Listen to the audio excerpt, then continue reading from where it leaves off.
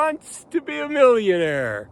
I think we all do, and one of the best ways to get there is to learn from folks that have already gotten there. And so today I'm going to share with you the results of several really important studies. There's the Ramsey Solution Group, which is a study of over 10,000 millionaires. There's a book called Rich Habits written by Thomas Corley, where he interviewed hundreds of millionaires.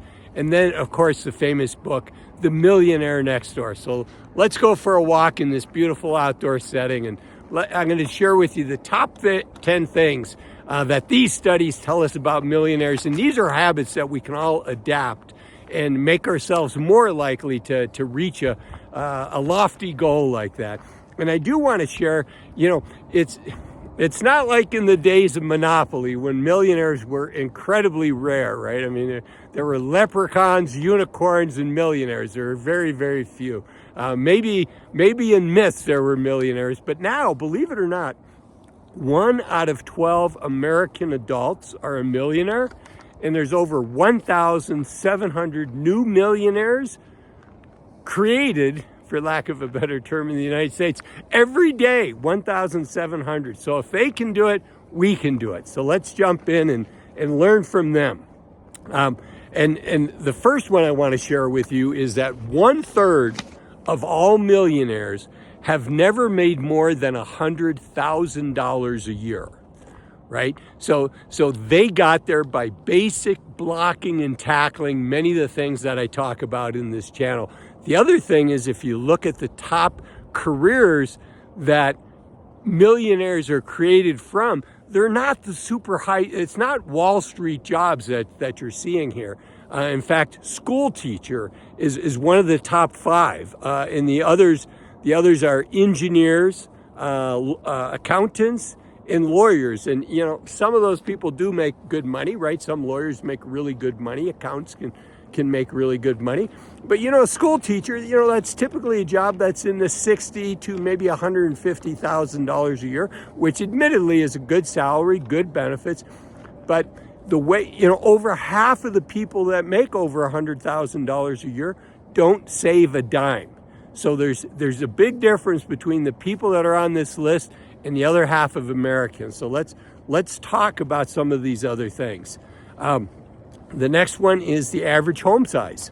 The average home size in these various studies was only 2,600 square feet. And I say only, I know that's a nice size home, but it's not a mansion, right? And that's the important thing. So they watch what they spend. If you look at the cars, 2/3 of millionaires drive a Toyota, a Honda, or a Ford, right? So they're not buying expensive cars. They're not being flashy. In fact, that's why this video is called Stealth Wealth, right? One of the best ways to become a millionaire is to not pretend like you are a millionaire before you are a millionaire, right? And even after then, once you've got the habits established, you're probably not going to kind of show off your wealth, for lack of I'll show you this background here. I think it's really beautiful as the sun's setting behind me. Okay, what else? 90% of all millionaires use coupons. I love that because I've been known to be very, let's say, very efficient with how I use my money. Some of my friends might use the term frugal. And 90% of millionaires use coupons, and I absolutely love that. I think it says a lot. Again, I talked about people making over $100,000 not saving anything. It's great to save money. It's nice to drive an affordable car. It's nice to use coupons. It's nice to save, but it's not enough to save. You also have to invest. And 80% of these millionaires took advantage of their company's 401k plan or 403b plan, which is for a not-for-profit, or a 457 plan, which is a municipality. And often those plans come with matching funds from your employer. You put in 2 or 3%, and they match 2 or 3%. And that's 100% return. I can tell you, as a fee-only financial advisor for over 20 years, there's no investment I know that gives you a guaranteed 100% return. other than that company match. Now, admittedly, oftentimes you have to vest into that. So you have to be at the company for 3 or 4 years. But, most of us are going to stay at a company 3 or 4 years or longer. I've been in my job, same company for over 20 years. Okay, 80% come from the lower or middle class, which is really encouraging. You don't have to be born rich, and I fall into that category, right? Neither of my parents ever made more than probably 2 times minimum wage, but maybe 3 times. But they were able to raise my brother and sister and I. We owned our home. That home eventually got paid off. My parents never were millionaires, but they were able to save money to raise me, my brother, my sister, and I. We all went to college. So, 80% of folks, millionaires, come from middle and lower income families. And the vast majority, 80%, never received an inheritance. So this is not money that they inherited. This is money that, as I said earlier, that they saved and they invested. Okay, believe it or not, 80% still make a grocery list. I love that too. Now, I'm not as good about making a grocery list, but I mostly online shop, so I guess I do make a grocery list.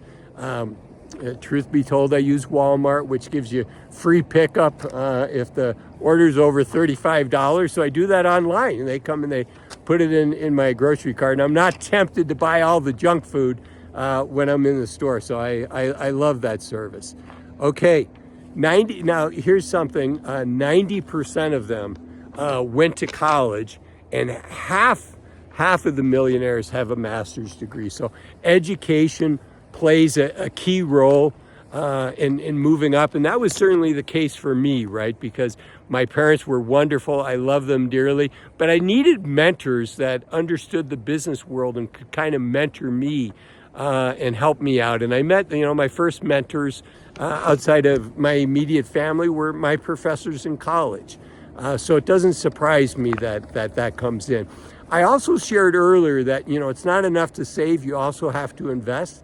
And related to college, whether it's college or something else, I encourage you to invest in yourself. That can be some of the best money that you ever spend, is the money that you invest in yourself. Looking through this list for what else that we have here. We talked about college. I also want to share with you that it's important to have these benchmarks, not just for this, what it takes to become a millionaire, but it's also important to know kind of, where are people in their journey and what can you learn from them? And I have another video that's similar to this that talks about the net worth of the top 1%, the top 10%, and the top 20%. I know you'll enjoy it. It's right here. Thanks for watching this one, and I'll see you in this video here in a moment. Take care. Bye.